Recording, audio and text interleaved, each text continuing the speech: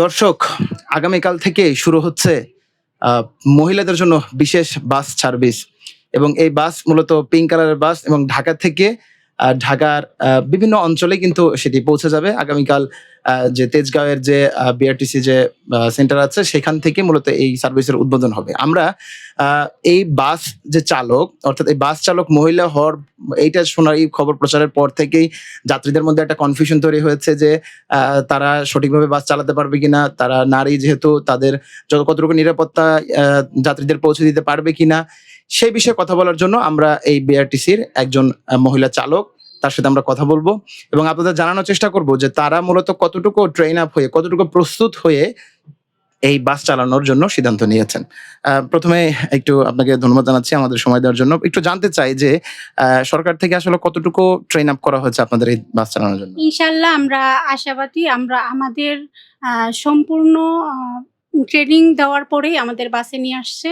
কিন্তু যাত্রীরা মনে হয় না আমাদের দ্বারায় কোনো অসন্তুষ্ট থাকবে, কোনো হার্ট ব্রেক হবে।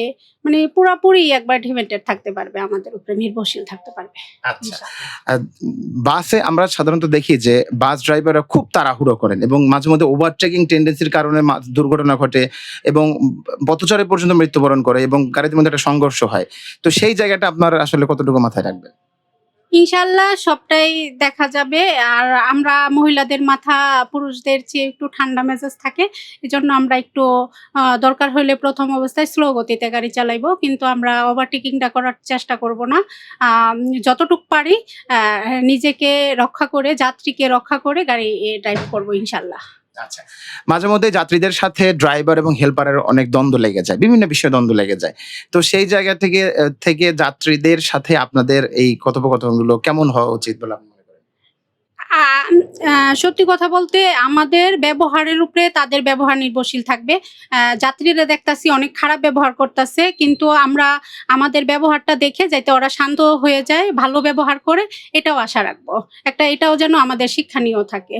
আচ্ছা, আপনার গাড়ি চালানোর ক্ষেত্রে, আপনার নিরাপদে গন্তব্যে পৌঁছানোর ক্ষেত্রে আপনার যেমন নিজের মানে দক্ষতার প্রয়োজন আছে, তেমনি আমি মনে করি যে যাত্রীদের সহায়তারও প্রয়োজন আছে। সেই জায়গা থেকে যাত্রীদের উদ্দেশ্যে আপনার কি বলার থাকবে? যাত্রীদের উদ্দেশ্যে এটাই বলা, যাত্রীরা পুরোপুরি আমাদের উপরে ডিপেন্ডেন্ট থাকবে এবং ভালো তাদের দিব, পারফরমেন্স ভালো। আর যাত্রীরা সুযোগ সুবিধাও ভালো পাবে, যেখানে পার্কিং করা, স্টপেজ করা, যাত্রীকে নামানো, সেটা আশা করি আমাদের উপরে ভরসা করা যায়। আচ্ছা, ভাড়ার ক্ষেত্রে মাঝে মাঝে সবচেয়ে বেশি সমস্যাটা হয় ভাড়ার ক্ষেত্রে। ভাড়া দেওয়া নিয়ে হেল্পারের সাথে ড্রাইভারের সাথে তর্ক লেগে যায়। সেই জায়গায় কি ব্যবস্থা রাখা হয়েছে? আমি তো ড্রাইভ করব, আমি তো মানে কন্ট্রাক্টরের কাজ ভাড়া নেওয়া। তারপরেও যখন ভাড়াতে কিছু পাজি দুষ্ট মানুষ থাকতেই পারে, হিজড়া, তারপরে হইলো মানে আছে না, এইসব মানুষ থাকতেই পারে। যে যাত্রীরা দেখবো যে একটু সিন্ডিকেট করতেছে, মানে তারে থামায় দিব, কথা বলতে দিব না।